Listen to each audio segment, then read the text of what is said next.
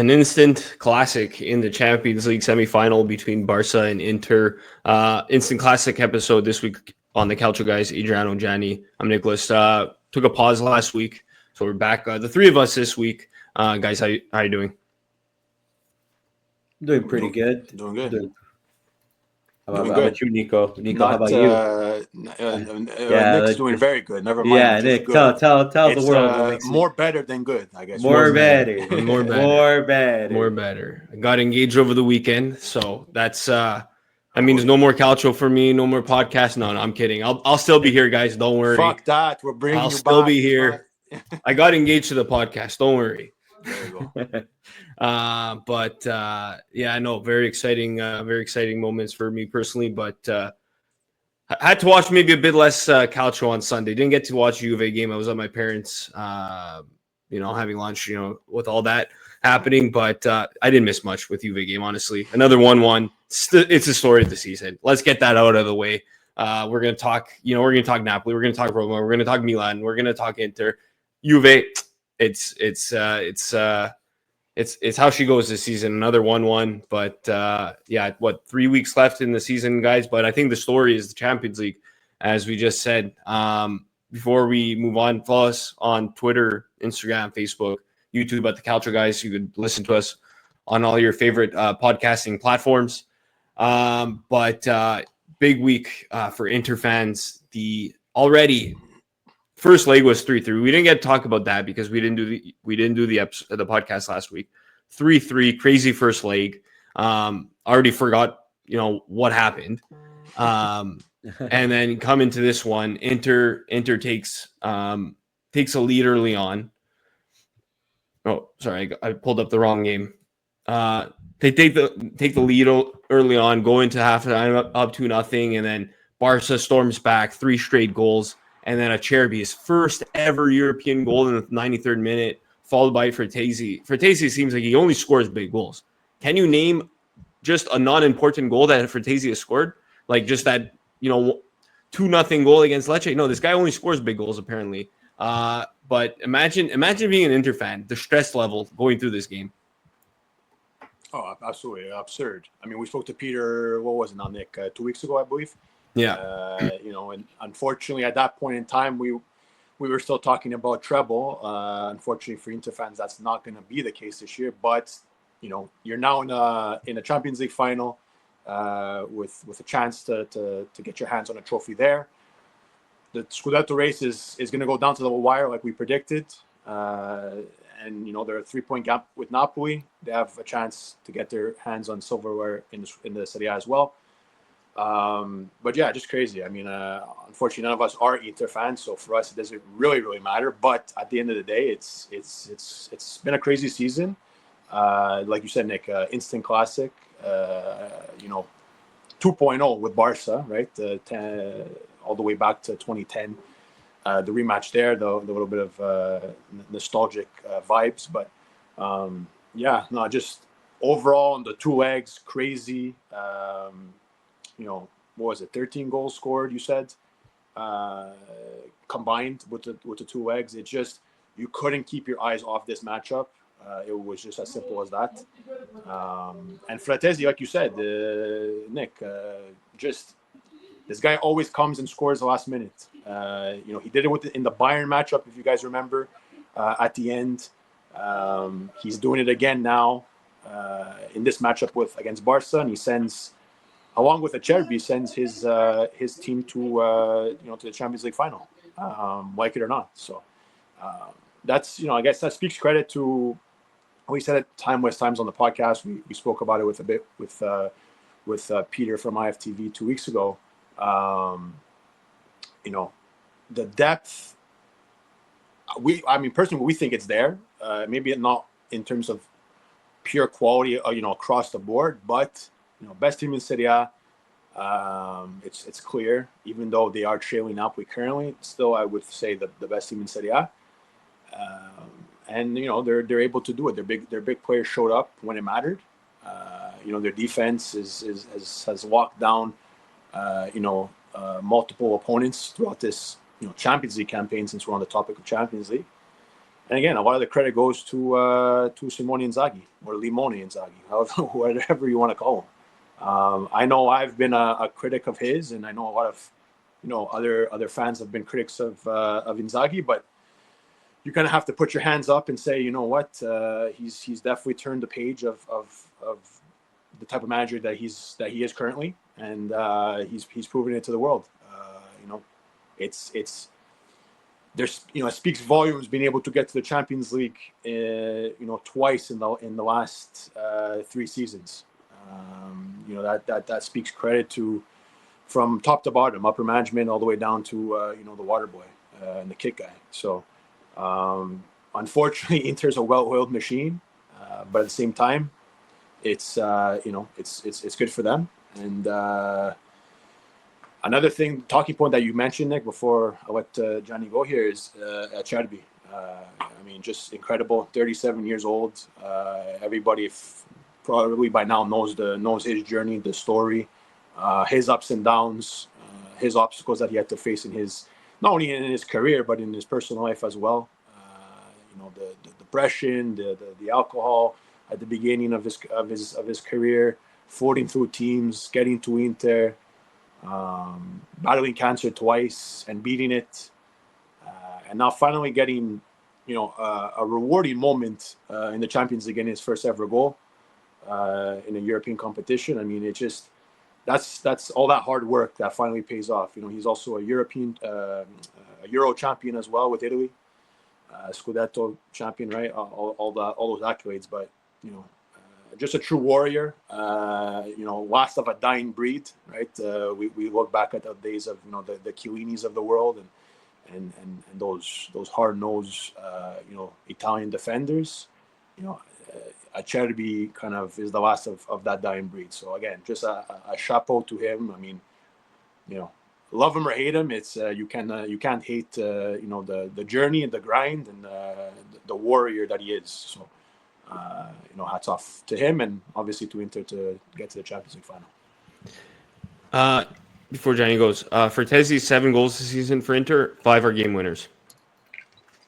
So there you go. Some aren't like not like yesterday was a tie game and it was the last goal of the game. Obviously not like that, but there's one goal that he scored against Lecce. He scored in the 6th minute, so he did score against Lecce, and they won 4-0, but technically a game winner. Still, regardless, 5 out of 7. That's pretty crazy. Yeah. I think, honestly speaking, it's just more about emphasis on the fact that he's getting a lot of this out of his own squad by playing in 2 out of the 3 are super intense competitions, and he's not really rotating the men. A lot of people need to realize that the majority of those games are played by more or less the same 11 players. So the fact that they're still performing at these levels and they're still getting it done, is a big credit to not only Inzaghi but to the players themselves, that they're buying in and they really want to find the success for Inter. I think that we need to underline that fact. Playing against this Barcelona squad is not an easy time, and it's an exhausting one. And these guys are, they're battle worn right now. So I wouldn't be surprised for them if they're really digging deep into their well of energy that they have left in order to get across the finish line. And if Inter finds whatever form of success they do find this season, because the Scudetto race is only a 3-point difference, so nothing's over till it's over. And they're one game away from winning their 4th Champions League title. There's still we have to wait till it's all said and done. But if they do find that kind of success, we need to talk about these guys really getting there. I don't think anybody really should be they had a free ride to the championship. No. I don't think so. It's you could tell by the squad from how they play that they're all getting involved. They're all fighting for that success. Now, do you still call the season a success without any Champions League title or without a Scudetto? You know what? It's tough because, yes, you always want to win a championship, but the fact that not only are you in the finals of the biggest European competition, but you're also competing for your league title at the same time, that definitely needs to be like emphasized. That really does need to be emphasized, and it's nothing to scoff at, and it shows the strength of the squad. I think I saw like some kind of weird stat. They're not even like top 30 or top 25 in terms of wage bills in Europe right now. I can't remember what the numbers were on the graphic. I saw it early this morning because everyone's talking about like how much they cut to get to what their roster is right now, and sure that at the end of the day, you do have to mention like you have to try to find success with what you have. So it's always a matter of circumstance, but sometimes it goes to show that it doesn't matter. Like just you can't buy your way to a championship. But it's funny though because number one on that list in terms of wage bills was PSG, and look what they are too now. They're in the finals as well. So I don't know. It's hard to tell. It's like can you pay your way to the championship, or can you use the power of friendship to the championship? Like that. Or the power of Inzaghi. Perfect transition, Johnny, because obviously today PSG beat Arsenal 2-1. They advanced 3-1 on aggregate. It's not a high scoring game. Like obviously this Inter-Barca game might not be the game that everyone remembers, but it was a good game. At least this game. I didn't watch the first leg. I had the opportunity to watch the second leg today. It was still a good game and great, fantastic goalkeeping by Donnarumma. He was the star of the two legs.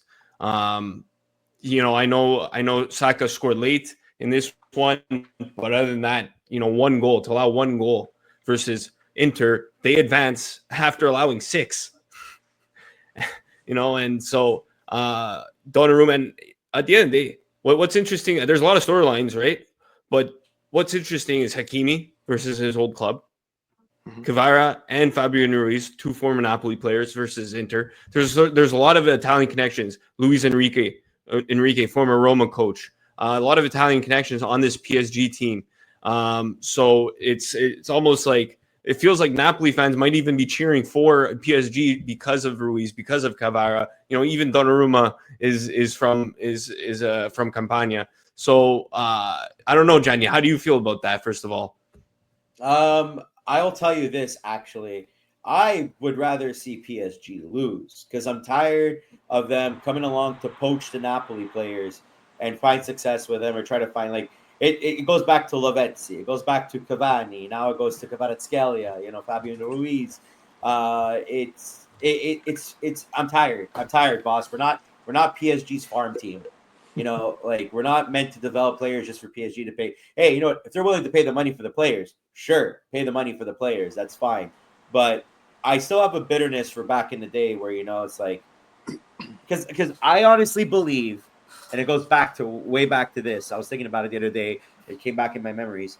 I honestly believe Cavani would have been the player to break all of Maradona's records at Napoli. And he was doing it at a bet, mind you, obviously, Cavani's a 9 and Maradona was a 10, but he was doing it at a way quicker pace than what Maradona did for Napoli, and Cavani was just working wonders for the club, and it was like he didn't get a chance to reach that summit because of PSG swooping in and offering a bunch of salary and offering Napoli a lot of money and basically forcing both De Laurentiis and Cavani to be like, we're not going to say no because, this deal is too good to be true, so to speak. Like De Laurentiis doesn't want to screw Cavani out of earning a higher salary than what De Laurentiis could have afforded at the time, and Cavani doesn't want to screw Napoli out of money to help the squad get towards the next level because that transaction is what caused Napoli to invest in Higuain, Mertens. And then which Higuain eventually turned to Koulibaly and so on and so forth. And it just basically snowballed into what Napoli is today. So, but it still left the bitterness inside me because they did to Lavezzi first and they got Cavani and then, so on and so forth. So Marquinhos back in the day for Roma, that was another one that was like, he's still on the team, no? They came in and swooped them up before Roma even had a chance to even get more than 2 seasons out of the guy, So anyways, so I actually have a bit of a bitterness to PSG. hey, if Kvaratskhelia wins Champions League, sure, good, congrats, and Donnarumma, like, hey, good for you, buddy. Like, like it's that you're gonna get the non-Italians talking about it. That's the way I would see it. You get the non-Italians talking about it. Towards the Italians, Donnarumma is already a phenomenal goalie because he won the Euros, and we know that he's a good goalie. He doesn't have to play for PSG. Doesn't have to play for Milan. Doesn't have to play for whatever squad he's going to end up in the next couple of years because his contract's up in like 2 seasons. I think it's in like two or 3 seasons. His contract is up.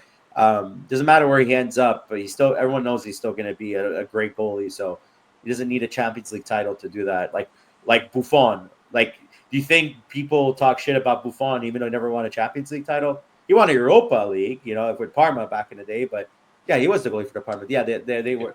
But like he won Europa League, but people still credit Buffon as being the greatest goalie of all time. Without a Champions League title, all he has is a World Cup title besides the Europa League. So, I think the same thing with Donnarumma. I'm not saying he's going to be the greatest of all time, but what I'm saying is that people know he's great without it, is what I'm trying to say. So, for me, it's like, cool, you win it, fantastic. You don't win it, I'm not going to cry about it. I personally don't want to see PSG. It's more about the association of PSG. I don't want them to have any success. That's why I was super happy when back in the day. Were you there, AG, when we were watching the Bayern PSG final at Nick's house? Yeah, in the backyard. Yeah, in the backyard. Oh my god, yeah. Like early pandemic. Yeah. That's old school. Yeah. And like obviously we were hoping for Davies to win for Bayern, but I was also hoping for Bayern to win because I didn't want PSG to win it. Because I don't like when teams try to buy their way to the top, and this is another example. But to be fair, just sorry, go ahead, Nick. No, all I was going to say is I think it's safe to say how me and Idri feel as a Milan and Juve fans. Yeah. I don't think we want to see Inter win the Champions League. Yeah, no, I Nick almost pretty much took the words out of my mouth. I could give them the credit. We can say what the facts are, but at the end, I don't want to see them raise the trophy, right? It's just, of course, it's the rival fan in us. I think it's only normal. Any fan like us would understand. Like, I don't think our Interisti friends would want Juve or Milan to raise another trophy, right? So it's only normal. But again, that's perfectly normal, though. Absolutely. Perfect. I don't have any rivalry here, so to speak. Yeah. So that's it is what it is. I mean, the respect is always going to be there for sure. No matter what, the banter is the banter. It's friendly fire. It's why we have these friendships and these rivalries, amongst rival fans. So, but again, do they deserve to be there? Did they play amazing? Absolutely. I mean, are they the best team in Serie A? We've said it times on this show. Yes to all those questions, right? So it's I think it's going to be an interesting final. The difference with this PSG team compared to teams in the past, like it's not the same. Like, they couldn't get it done with the best player in the world, in Messi, right? And that group of players, the Neymars of the world. When you want to say they're really buying their way, they were really obviously weighing down some crazy funds for their team. I don't want to say that they haven't poured money into this squad currently, but it's almost like night and day compared to what they had. They have a lot of great young players. Vitinha is incredible. Nuno Mendes is incredible as well. Doué, again, crazy. Kvaratskhelia, we saw him in Serie A. These players are young, they're good. Nozer, Emery in the midfield too, right? They have, and I'm probably missing many more, but they have a good young core as well. And you know what? A lot of Milan fans are, I don't know, still fucking salty with this Donnarumma stuff. Again, I don't get it. It's over.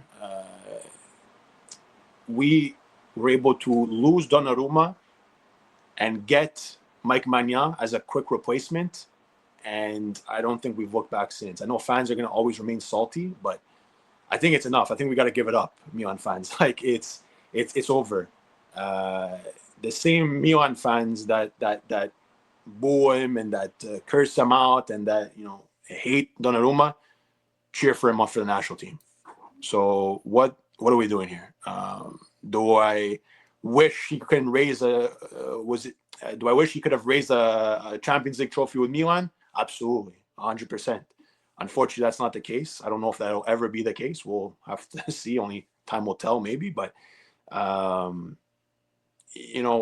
think if anybody else deserves it on that squad that we kind of have a bit of more of an attachment to, it's Donnarumma. He's had an incredible campaign. Not only the penalty save, just the timely saves. I think it was one of the first shots on goal today.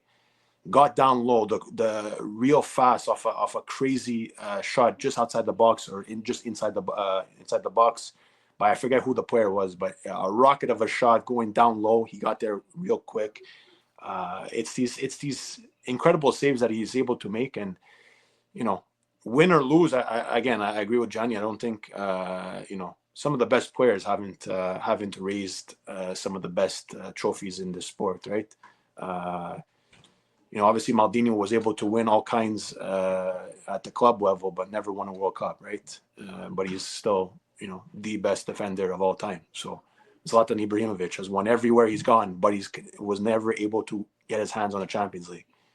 I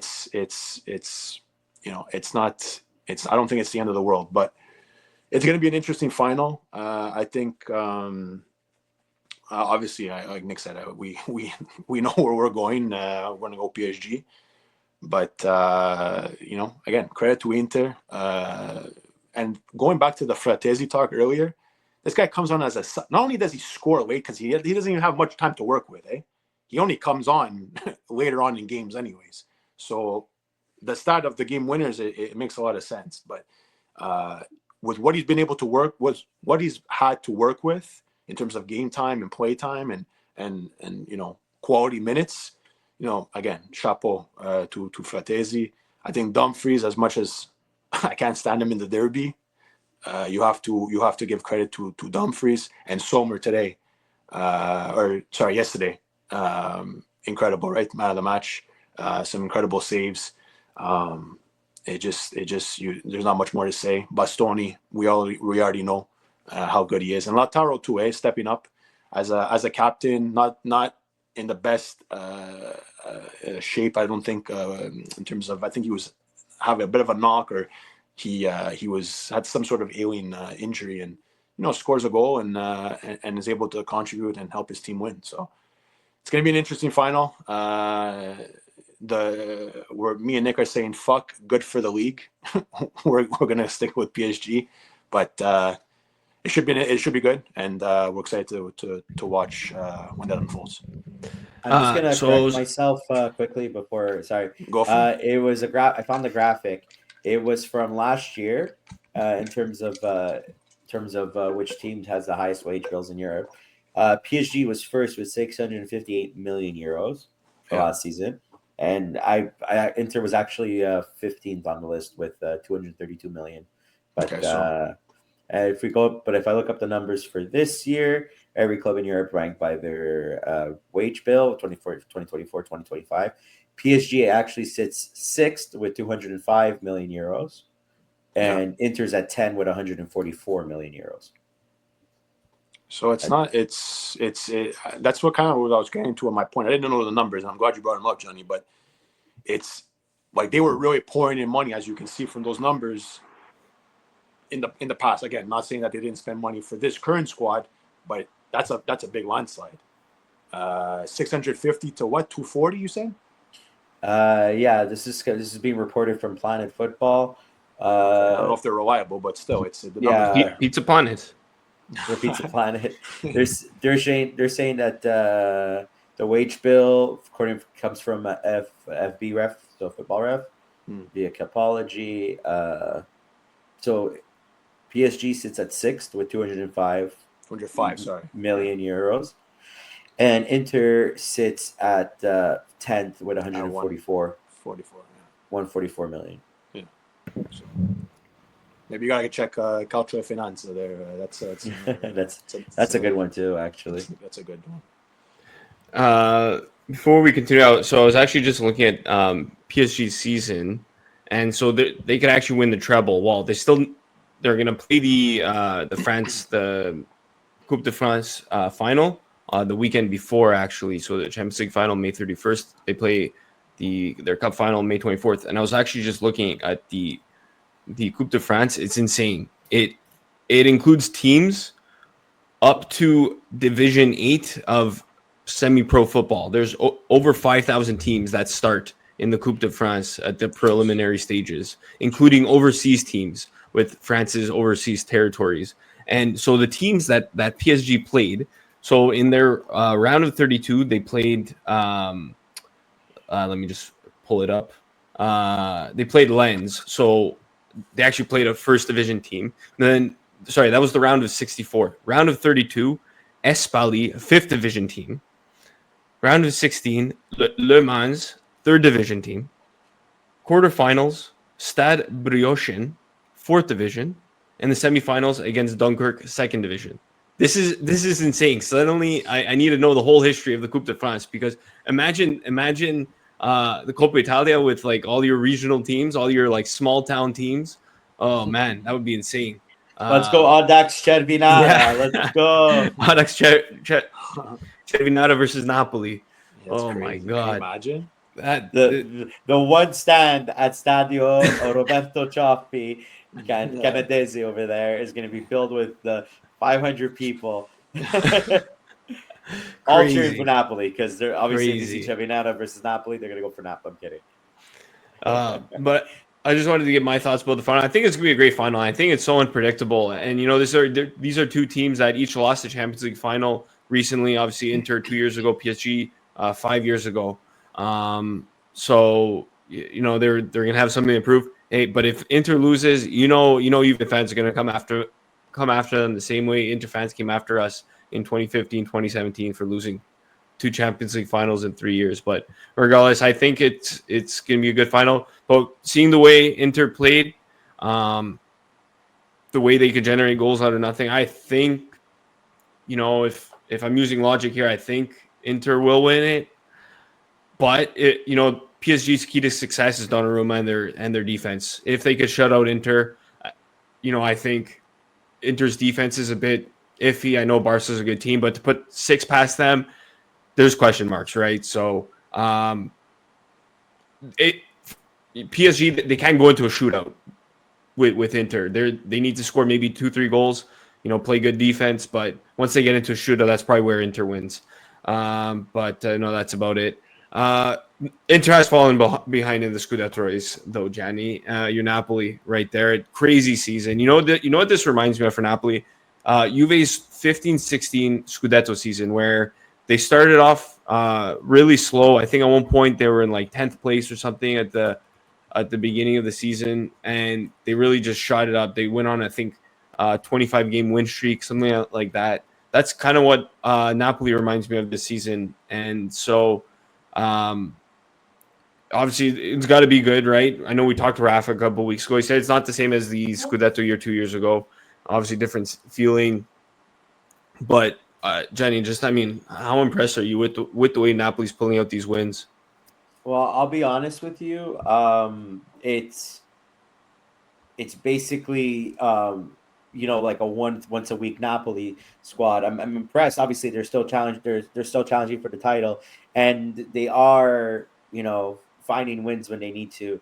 But in the grand scheme of things, it doesn't seem like a dominant season for them. Like, it's not. It's more like they're getting there because Inter is being pulled in 3 different directions. If we're going to compare like let's say for some, you know, weird reason, it was once a week Inter versus once a week Napoli, this race was long gone. I think obviously, you know, credit to the players and Conte and stuff for basically putting the squad there. And I do believe that they deserve credit. And, you know, like, I'm not saying it should all be negative. It's obviously positive as well.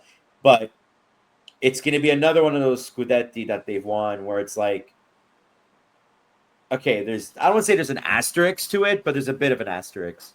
You know, it's like, cool, like, you won the Scudetto. It's still a very tough thing to do because the league's a very competitive league.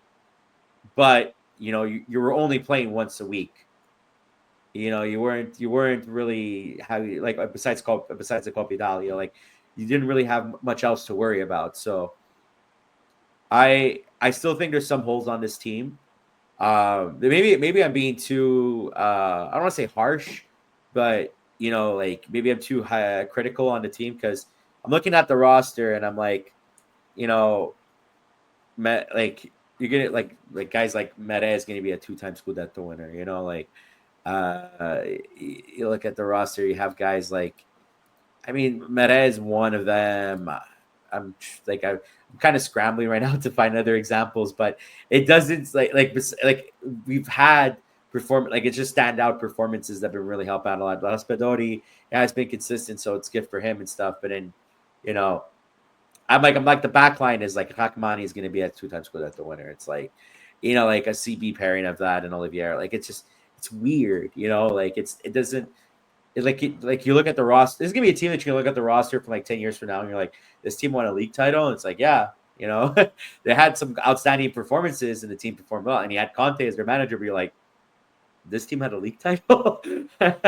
Like because compared to Napoli squads in the past that should have won and they didn't, it's like, it doesn't stand out to me. Like obviously at the end of this season, what people are going to be talking about the most from years to come is what McFratama, how he's been playing basically for the squad. He's been basically the standout player and Anguissa's been like above and beyond one one of the better midfielders for the team and has really stepped up his game. Like he was obviously a pivotal part for their the Scudetto 2 years ago and this year's Scudetto. Like he's still been a very strong part of it. Getting Lukaku was actually a smart idea to replace Osimhen. You lost Kvaratskhelia, which it sucks, but in the middle of the season. But Giacomino has been stepping up as per usual. It's like that goal versus Juve this weekend versus Lecce. Kind of feels a bit of a parallel where he comes up big when he needs. But overall, the roster, the team, it's like it doesn't scream, Scudetto winner. But if they win it, I'm obviously going to be super happy, and I'm going to be laughing to the bank with it. De Laurentiis will be definitely laughing to the bank with it. But this kind of roster in Champions League next year, right now that you're getting back into, now that you qualified back for Champions League, this type of roster isn't going to cut it. He told Conte that he's willing to give him like not an unlimited budget, but a very big budget going into the summer to keep him around. And Conte's like, sure, no problem, I'll stick around to kind of build a roster. But like, you really need to start getting to work. Like you should have been scouting right before the winter break about players that you're probably going to add to this roster, because I'm still not convinced of Mera. I think he's just basically just been lucky at times. He's good, but he's not, like a tendy that's going to steal you a game or two, I feel. Up front with the Lukaku situation, do you retain him or do you let him go? Do you need to find another like a strong replacement for Kvaratskhelia, unless you want to keep on using Raspadori and is like in a weird position for him? Your mid's fine. You just got to retain it together, and you got to really like reinforce that back line. That back line needs help. But at least the benefit of it is that Conte is basically having Di Lorenzo playing a 4-man back line, which is actually no, hold on. What am I saying? It's the inverse. Now, hold on. He was playing 4-man. Now he's going So sorry. Which never mind. I'm kind of mixing myself up between Conte's and Spalletti's management style. We'll scratch that last part. I'll stop it there. So still 3 points. Inter can easily just like catch up, because knowing Napoli, they're like I'm happy, Nick. Well, not happy because obviously it's bad memories, but that was a good reminder of the 15-16 season, or it was also the 16-17 season where Napoli it was just like so close, and then they really just like both times it was just like they could have wanted that, like they were competing for it, they almost had it, and they just shot themselves in the foot towards the end. And I really hope that doesn't happen again, because that's just it's the history of the Napoli at this point.